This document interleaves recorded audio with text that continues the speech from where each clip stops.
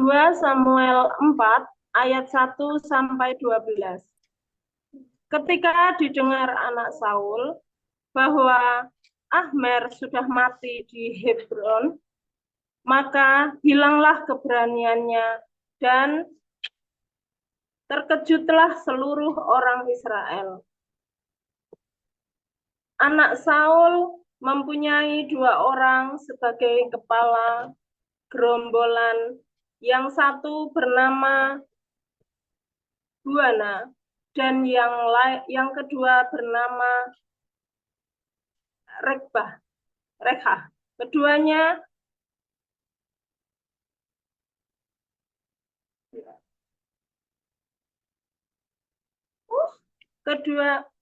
keduanya anak Rimon, orang Benyamin dan Bernet. Rehab pun terhitung daerah Benyamin. Sebentar, mohon maaf, tidak terlihat kacamatanya. Orang Berot sudah melarikan diri ke Gitaim dan menjadi pendatang di sana sampai sekarang.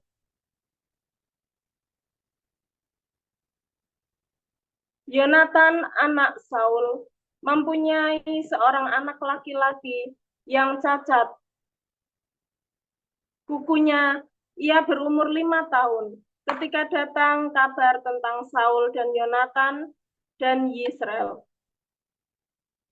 Inang pengasuhnya mengangkat dia pada waktu itu, lalu lari.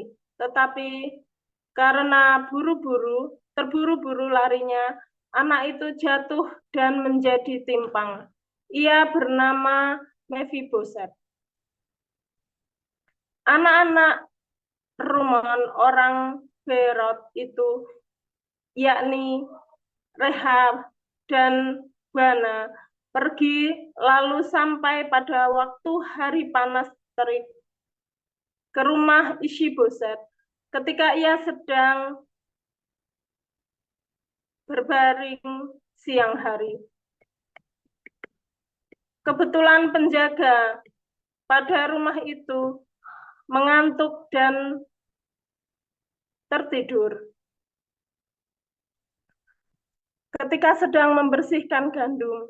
Demikianlah Rehab dan Bana menyusup ke dalam. Mereka masuk ke dalam rumah itu ketika Ishiboset sedang berbaring di atas tempat tidurnya di dalam kamar tidurnya. Membunuh dia, lalu memenggal kepalanya. Mereka membawa kepalanya itu, lalu berjalan semalam-malaman, melalui jalan dari Arabia,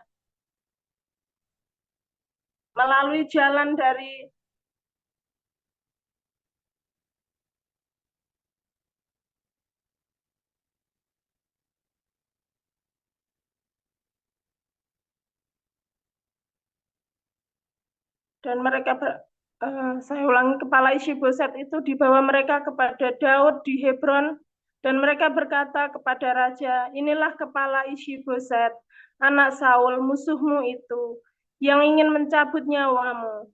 Tuhan pada hari ini telah membiarkan tuanku raja mengadakan pembalasan atas Saul dan atas keturunannya.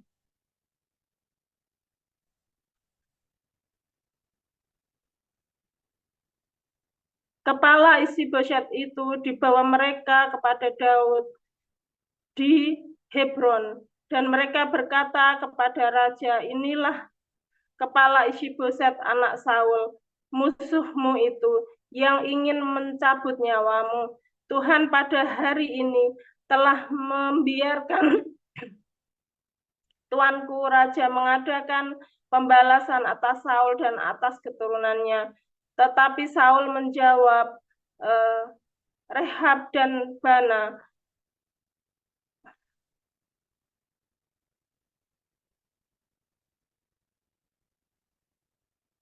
anak-anak Remon orang Berot itu, katanya kepada mereka, demi Tuhan yang hidup, yang tidak membebaskan nyawaku dari segala kesesakan. Ketika ada orang yang membawa keluar kepadaku kemuliaan, demikian Saul sudah mati dan memandang dirinya sebagai seorang yang menyampaikan kabar baik, maka aku akan menangkap dan membunuh dia di Ziklag.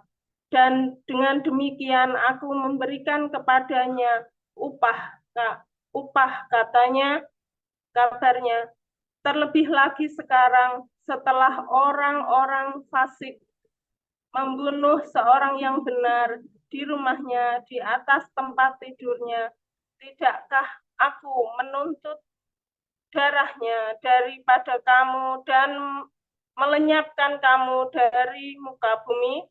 Sesudah itu Daud memberi perintah kepada anak buahnya untuk membunuh mereka. Tangan dan kaki mereka dipotong, kemudian mayat mereka digantung di tepi telaga di Hebron. Tetapi kepala Ishiboset diambil dan dikuburkan di dalam kubur Abner di Hebron. 2 Samuel pasal 5. Lalu datanglah segala suku Israel kepada Daud di Hebron dan berkata, "Ketahuilah kami ini darah dagingmu. Telah lama ketika Saul memerintah atas kami, engkaulah yang memimpin segala gerakan orang Israel, dan Tuhan telah berfirman kepadamu, engkaulah yang harus mengembalakan umatku Israel, dan engkaulah yang menjadi raja atas Israel." Maka datanglah semua tua-tua Israel menghadap raja di Hebron. Lalu Raja Daud mengadakan perjanjian dengan mereka di Hebron di hadapan Tuhan. Kemudian mereka mengurapi Daud menjadi raja atas Israel. Daud berumur 30 tahun pada waktu ia menjadi raja. 40 tahun lamanya ia memerintah. Di Hebron ia memerintah atas Yehuda 7 tahun 6 bulan. Dan di Yerusalem ia memerintah 33 tahun atas seluruh Israel dan Yehuda.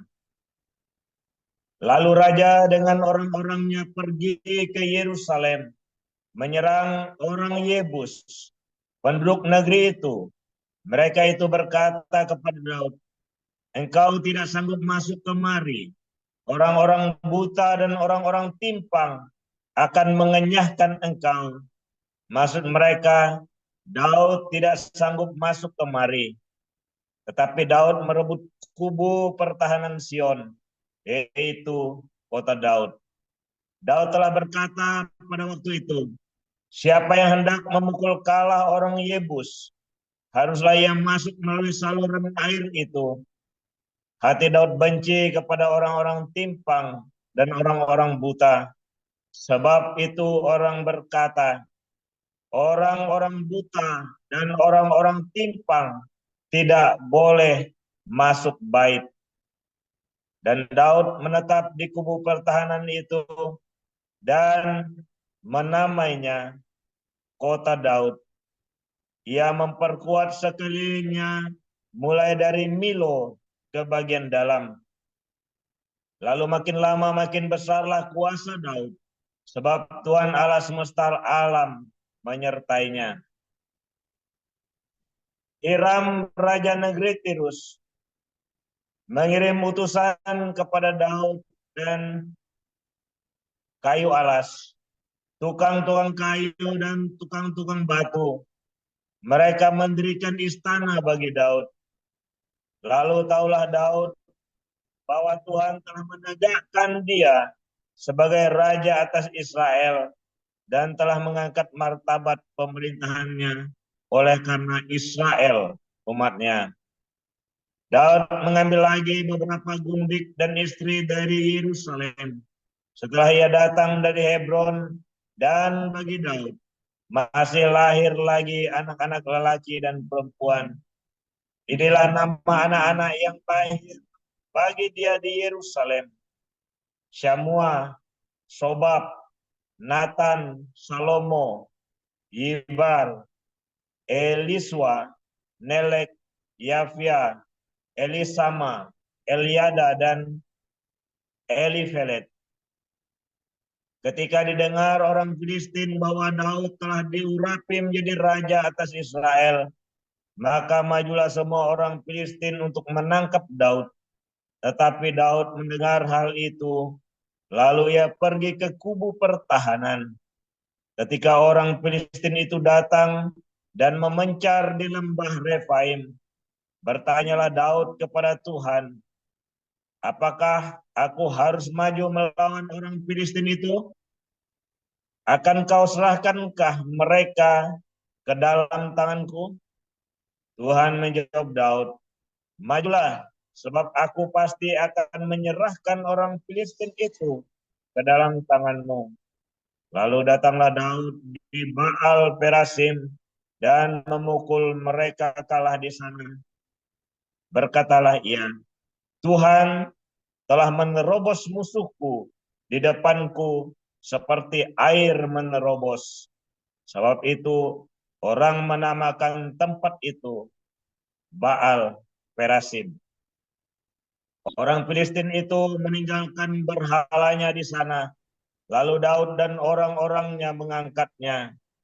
Ketika orang Filistin maju sekali lagi dan memencar di lembah Refaim, maka bertanyalah Daud kepada Tuhan, dan ia menjawab, janganlah maju, tetapi buatlah gerakan lingkaran sampai ke belakang mereka, sehingga engkau dapat menyerang mereka dari jurusan pohon-pohon kertau.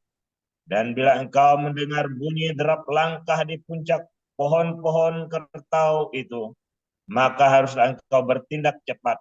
Sebab pada waktu itu Tuhan telah keluar berperang di depanmu untuk memukul kalah tentara orang Filistin. Dan Daud berbuat demikian seperti yang diperintahkan Tuhan kepadanya. Maka ia memukul kalah orang Filistin mulai dari Geba sampai dekat Geser. Yohanes 10 ayat 1 sampai 21. Aku berkata kepadamu, sesungguhnya siapa yang masuk ke dalam kandang domba dengan tidak melalui pintu, tetapi dengan memanjat tembok, ia adalah seorang pencuri dan seorang perampok. Tetapi siapa yang masuk melalui pintu, ia adalah gembala domba.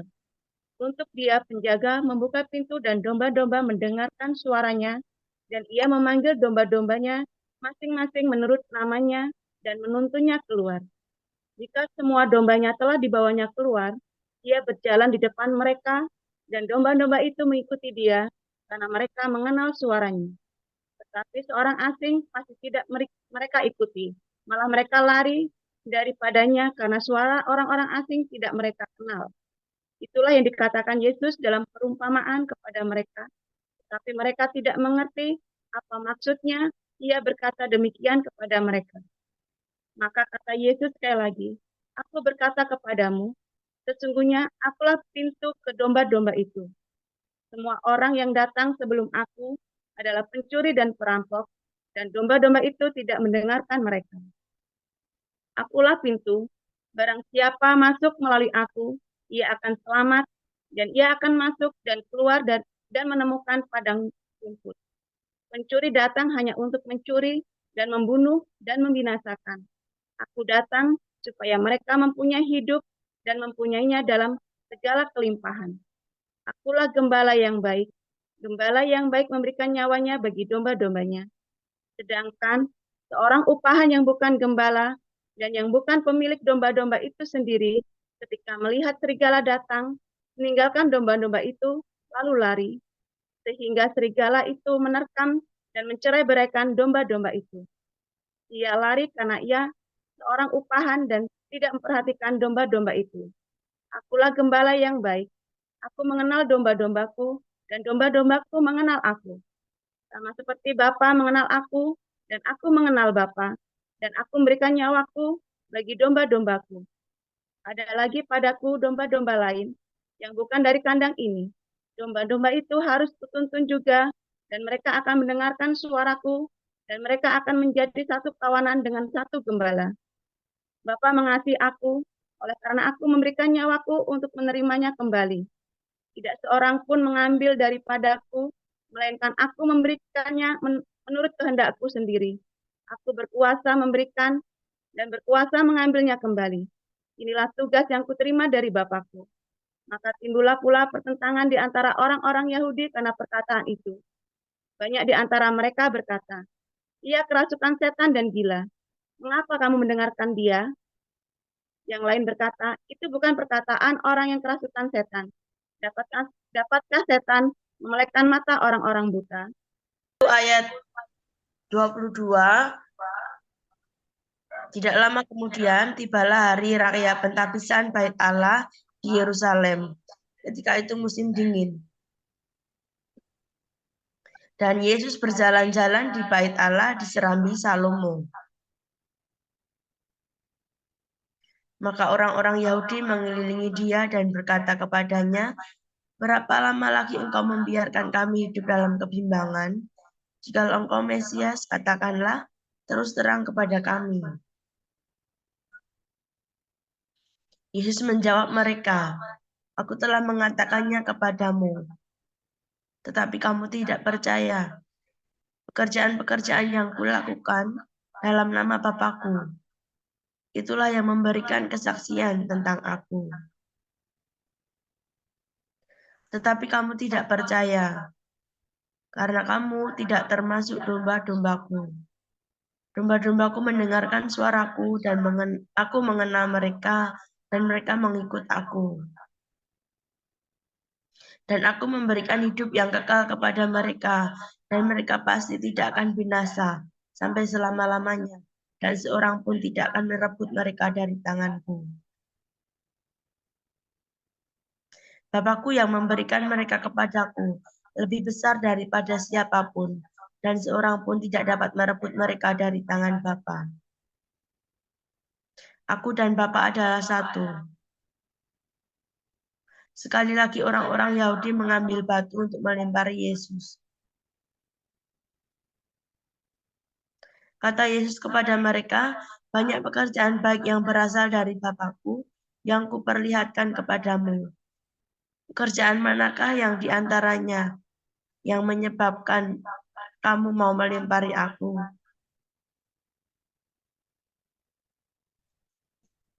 Jawab orang-orang Yahudi itu, bukan karena suatu pekerjaan baik, maka kami mau melempari engkau, melainkan karena engkau menghujat Allah dan karena engkau, sekalipun hanya seorang manusia saja, menyamakan dirimu dengan Allah. Kata Yesus kepada mereka, tidakkah ada tertulis dalam kitab Taurat kamu, aku telah berfirman, kamu adalah Allah.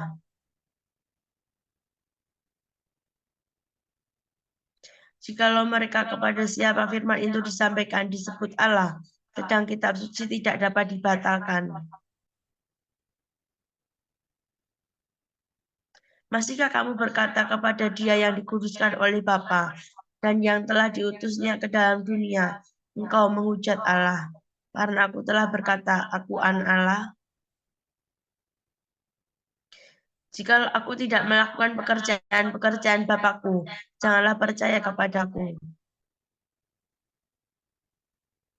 Tetapi jika aku melakukannya dan kamu tidak mau percaya kepadaku, percayalah akan pekerjaan-pekerjaan itu, supaya kamu boleh mengetahui dan mengerti bahwa Bapa di dalam aku dan aku di dalam Bapa. Sekali lagi mereka mencoba menangkap dia, tetapi ia luput dari tangan mereka. Kemudian Yesus pergi lagi ke seberang Yordan, ke tempat Yohanes membaptis dahulu. Lalu ia tinggal di situ. Dan banyak orang datang kepadanya dan berkata, Yohanes memang tidak membuat satu tanda pun, tetapi semua orang yang pernah dikatakan Yohanes tentang orang ini adalah benar. Maaf, saya ulangi. Tetapi semua yang dikatakan Tetapi semua yang pernah dikatakan Yohanes tentang orang ini adalah benar. Dan banyak orang di situ percaya kepadanya. Hari ini judulnya Imam Mahdi. Ada. Konon Imam Mahdi itu nanti akan melepaskan umat Islam ya dari musuh-musuhnya, saudara. Konon dengan membunuh semua musuh-musuh Islam, saudara. Dan memang dari awal nampaknya Islam gagal untuk membunuh musuh-musuhnya, sehingga perlu diturunkan orang yang lebih hebat lagi yang bisa membunuh musuh-musuhnya. Namun saudara, kemarin kita sudah belajar bagaimana dendam kesumat, saudara ya. Bagaimana kita bisa memanage energi kita, ya, daripada untuk dendam kesumat, untuk melampiaskan semua dendam kita. Lebih baik energi itu kita pakai untuk membangun taman kehidupan kita, saudara. Ya kan? Seperti Daud, seharusnya kalau dia mau itu mertuanya dihabisin aja, saudara.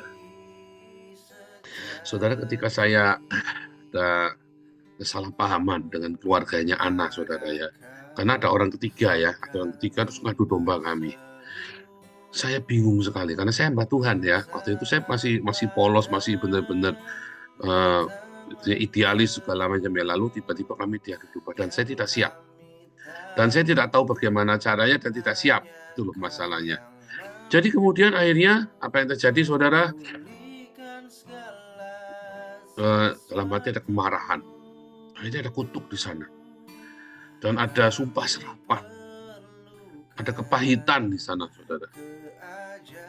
Nah, saudara, akhirnya Ana juga tidak ketemu sama keluarganya 7 tahun. Ya, yang terjadi, saudara, setelah anak berkorban untuk saya, tidak ketemu keluarganya, terjadi apa, saudara? Apakah saya terus baik-baik dengan anak? Ya enggak, saudara. Ya kan? Karena saya ini orang biasa, saudara, yang karakternya juga tidak baik. Tiap hari saya menyalahkan anak atas segala yang dilakukan oleh keluarganya kepada saya, saudara. Ya, saya tidak ingin menyalahkan, tetapi ya karena hatinya tidak tekan, marah ya, saudara ya. Karena hatinya marah, saudara. Ingat kemarin ya, kalau Anda main air ya basah, kalau Anda main api ya hangus, kalau Anda menikah ya pasti saling menyakiti, saudara ya. Makanya Tuhan Yesus bilang apa? Musuh dari semua orang adalah seisi rumahnya. Ya kan? Karena memang musuh yang paling nyata di hidup kita adalah suami atau istri kita. Tapi Tuhan Yesus berkata apa? Kasihilah musuhmu. Ya kan? Berbuatlah baik kepada musuhmu. Yaitu apa? Suami dan istri kita. Musuh yang paling hebat itu bukan tetanggamu, bukan musuh yang paling hebat itu bukan orang Israel atau orang Palestina. Musuh yang paling hebat itu adalah suami atau istri, saudara. Bahkan orang tuamu, bahkan anak-anakmu. Itulah musuh kita yang paling hebat, yang harus kita cintai, saudara ya. Yang harus kita cintai. Singkat cerita, saudara ya, karena saya tidak sembuh. Saya memang menang dalam perkara ini, saya menang, saudara ya. Tapi hati saya tidak sembuh. Lalu akibatnya karena nggak sembuh apa, saudara? Ya seperti kanker, seperti penyakit di dalam hati saya, saudara. Seperti penyakit dalam keluarga kami, tiba-tiba bisa meledak. Seakan-akan nggak ada apa-apa, tapi sebenarnya ada apa-apa. Kenapa? Karena saya tidak punya hati seperti Daud. Coba Anda lihat Daud ya, buru-buru mau dibunuh loh sama mertuanya. Ya. Tetapi dia punya hati yang begitu baik ya, saudara ya. Dia tidak mengizinkan keluarga mertuanya itu dibunuh. Ya. Dia tidak mengizinkan, bahkan marah. Karena apa, saudara? Kalau kita tuh pengen ya, kalau wah ben anaknya mati sisan, biar adikmu mati sekalian itu sana, biar orang tuamu kere jadi gembel.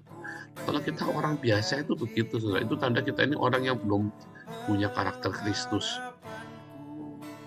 Tapi kalau orang yang punya karakter Kristus, saudara ya, kita tidak ingin ya keluarga kita, musuh-musuh kita itu hancur. Kita akan bilang, saudara ya, aduh kasihan ya, harus kita tolong. bagaimanapun juga dia adalah mertua, bagaimanapun juga dia adalah keluarga, bagaimanapun juga dia adalah orang Kristen. Kita punya banyak alasan untuk tidak membenci daripada punya alasan untuk membenci, saudara. Tetapi kalau Anda punya banyak alasan ya untuk membenci, pasti Anda produk neraka. Kalau di dalam kepalamu ada 1000 alasan bisa membenci, pasti Anda produk neraka. Tapi kalau di kepalamu ada 1000 alasan untuk mengasihi, selamat, Anda sedang ada di sorga.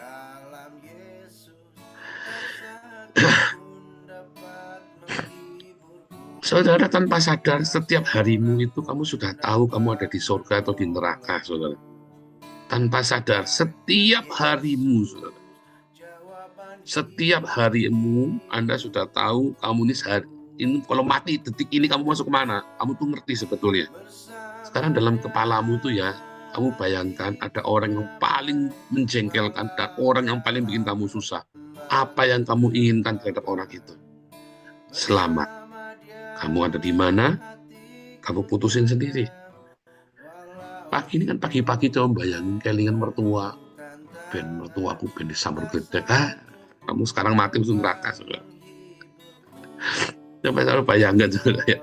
Anda ingat ada orang utang, ya, utang 50 juta, bayar 10 tahun.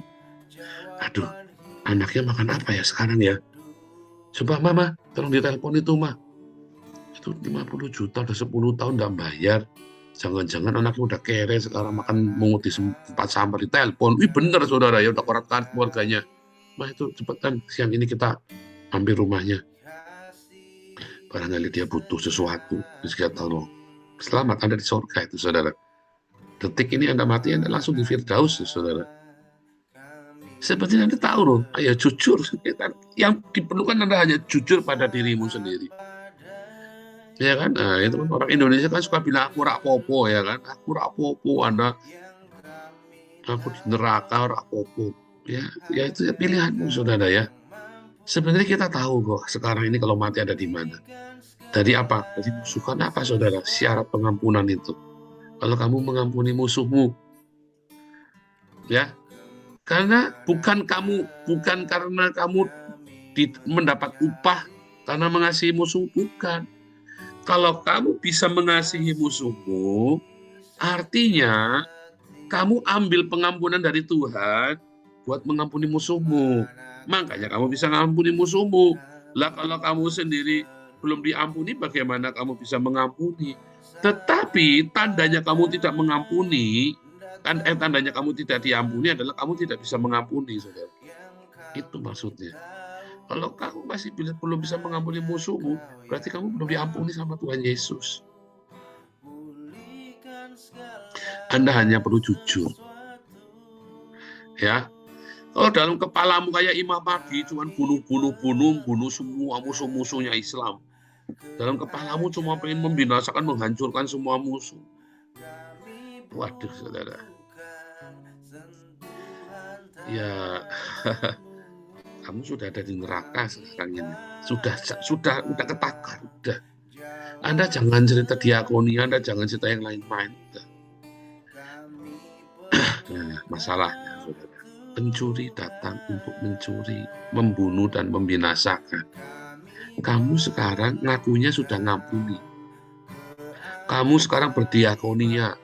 Kamu mengakunya kamu sudah melupakan. Tetapi pada kenyataannya kamu tetap hidupnya tidak kudus. Apakah bisa kamu mengampuni? Tidak bisa, saudara. Ketidakkudusan itu akan merusak cinta di dalam hidupmu, saudara. Kelihatannya kamu punya cinta, tapi otakmu error, saudara. Cintanya itu ternyata mambu, saudara, busuk. Ya.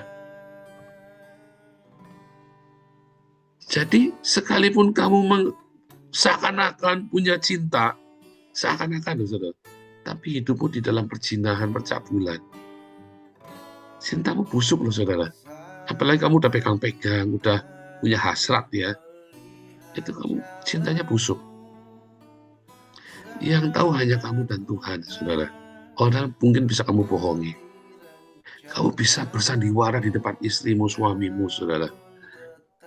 Tapi sebenarnya kamu tahu. Dan itu bukan urusan orang lain, itu urusan. Dan ketika kamu sembunyikan, itu tidak akan menjadi lebih baik. Karena awalnya saya bikin yang nggak benar, awalnya dari menyembunyikan cinta yang busuk itu, saudara. Suami, istri, laki-laki, perempuan, anak muda, orang tua. Kasih, ya, cinta kasih yang kita miliki yang tadinya baik, itu rusak gara-gara ketidakkudusan. Cinta yang mulia itu, saudara, dirusak oleh iblis dengan tipuan hawa nafsu. Oh, ini kan adekku, ini kan udah kayak kakakku, kakak-kakakan, adik-adikan, lama-lama gerayang-gerayang nggak bisa. Serius, saudara. Makanya di komunitas kita dilarang. Dulu pernah ada ya, saya keras, cut. Oh serius, saudara, pernah ada ya di kita ya, gerayang-gerayang, begitu saya dengar, orangnya saya tanya, dia nggak nengok, saya cut, dan nggak usah. Bahaya, saudara ya. Karena seekor lalat, rusaklah seluruh minyak urapan dari pembuat urapan, kata pengkhotbah ya, saudara ya. Hati-hati, saudara ya. Cinta yang kamu miliki, diakonia kita, aktivitas kebangunan diakonia, kegerakan kita ini bisa hancur karena ketidakkudusan. Pencuri datang untuk mencuri, membunuh, dan membinasakan. Kelihatannya kamu sedang berdiakonia, kelihatannya kamu tiap hari bersedekah, aktif sana-sini, tapi kamu tidak hidup di dalam kekudusan. Hati-hati loh, saudara. Hatimu belok. Makanya saya strict dengan masalah kekudusan, saudara. Anak saya tak ajarin. Anak saya umur 24 tahun, Februari besok umur 25 tahun, saudara. Belum pernah pacaran, bujang ting-ting, saudara ya. Saya bilang, jangan berhubungan seks sebelum menikah. Nanti kamu selalu beruntung. Semua yang kamu jaga hidupmu di dalam kasih harus disertai kekudusan. Karena itulah ibadah kita, saudara. Apa yang kita abdikan, ibadah itu kan abdi, kan? Bukan kamu aktif di dalam yayasan, saudara. Katanya Rasul Paulus, persembahkan hidup kita sebagai persembahan yang kudus, yang hidup dan berkenan. Itulah ibadah sejati, saudara. Jadi diakonia dan kekudusan, ya, itu tuh nggak bisa kamu pisahkan. Kamu nggak bisa berdiakonia sambil gerayang-gerayang susunya diaken lain, saudara.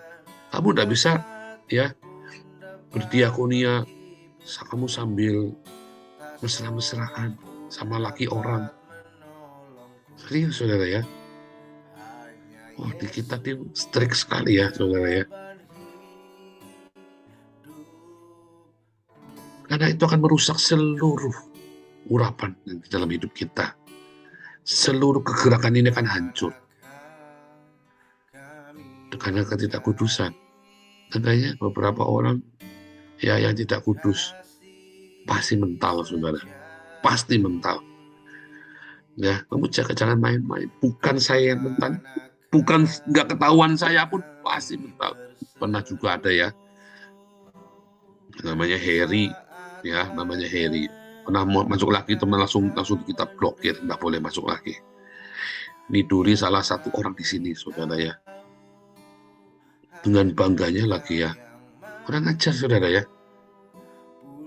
Nah, langsung, dan kita umumkan namanya Harry. Hati-hati kalau ada namanya Harry, orangnya rada-rada botak, kumisnya ada kumis-kumis cukong-cukong gitu loh.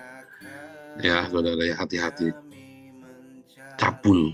Nah, kita jaga, saudara. Makanya saya bilang, kalau sampai ada kita umumkan beneran. Hati-hati, saudara, dengan masalah kekudusan. Kamu lagi susah hidupnya, ya, lalu ketemu di sini, lalu japri-japrinan, kopi darat, kamu tidur bareng Cina. Petting-pettingan, gerayang-gerayang. Iya Pak, kalau saya janda, itu kan juga duda. Hati-hati loh, saudara. Kalau belum selesai hidupmu, ya, kamu nggak akan tambah benar. Dan kamu lalu bawa roh perjinan itu, kamu cerita dengan bangga. Kamu pikir ini adalah komunitas arisan berondong, apa arisan Buddha, arisan janda. Oh, hati-hati, saudara. Benar, saudara ya. Nanti jangan seperti Ananias dan Safira. Akhirnya kamu dianggap menghujat Roh Kudus, mati di sini. Lagi live begini, kamu tiba-tiba kayak ngecekek Jibril. Ya, waduh, mumet, saudara. Beneran ya, saudara ya. Saya wanti-wanti sama saudara. Kasih dan kekudusan itu harus selalu bersama, saudara ya. Jangan kompromi dengan yang namanya perzinahan. Firman Tuhan bilang, larikanlah dirimu dari percabulan. Jangan malah marani, saudara. Saya saja larikan diri saya. Setiap kali mau konseling, saya selalu ajak anak. Saya selalu ya, nggak pernah sendirian. Saya peluk orang. Apa kalau di sini, kalau di Belanda kan wajar kita peluk orang ya. Peluk cipika-cipiki. Tapi itu pun kita dalam suasana hukum gitu. Ya, kita selalu usahakan selalu ada dalam komunitas. Bukannya eksklusif berduaan. Hati-hati, saudara ya. Jangan bangga kalau kamu eksklusif berduaan. Saya pernah ada hamba Tuhan ya, saudara ya. Sebentar, di jam berapa nih? Aduh, udah lebih ya. 1 menit ya, Bu Elia ya. Pernah ada hamba Tuhan. Pun ada satu hamba Tuhan cerita sama saya, cekikikan, saudara ya. Kamu tahu itu? Ya, kita ke Singapura sama-sama. Nggak ada kamar. Akhirnya kita tidurlah sekamar bertiga. Ya gimana ya, senggol. Ya si Ucoknya berdiri juga. Hati-hati loh kamu. Kamu cerita buat guyonan. Hati-hati kamu. Hari ini orangnya nyungsep, saudara. Serius, saudara. Saya hamba Tuhan, pendeta tahun 99. Saya nggak tahu apa itu namanya percabulan. Dosa dalam percabulan. Saya selalu bilang, hamba Tuhan yang hidup dalam percabulan sebaiknya mundur dari pendetanya. Artinya dia sudah bangkrut, saudara. Artinya kalau BI checking itu udah blacklist BI checking, mendingan kamu tutup dulu 5 tahun. Lalu baru melayani lagi. Ini orang nekat, sudah habis sekarang. Ya, habis, saudara ya. Tak sebut namanya kamu kaget, saudara. Waduh, ngeri, saudara ya. Saya tegur dia langsung hari itu juga loh, saudara. Begitu dia cerita, saya kaget. Hati-hati, saya bilang. Jaga kekudusan, jangan main-main dengan kekudusan. Tapi namanya orang ini main-main. Ya. Saudara, jangan main-main dengan kekudusan, perjinan, percabulan, saudara ya. Ingat-ingat ya semuanya ya, hati-hati, saudara. Nanti komunitas kita akan diberkati Tuhan, dilawat Tuhan dengan luar biasa. Sekarang saja kan belum berasa. Tapi kalau kita jaga hidup kita dalam kasih dan kekudusan, kamu lihat, semua mujizat apapun yang kita perlukan, mujizat pasti akan terjadi. Tuhan Yesus memberkati.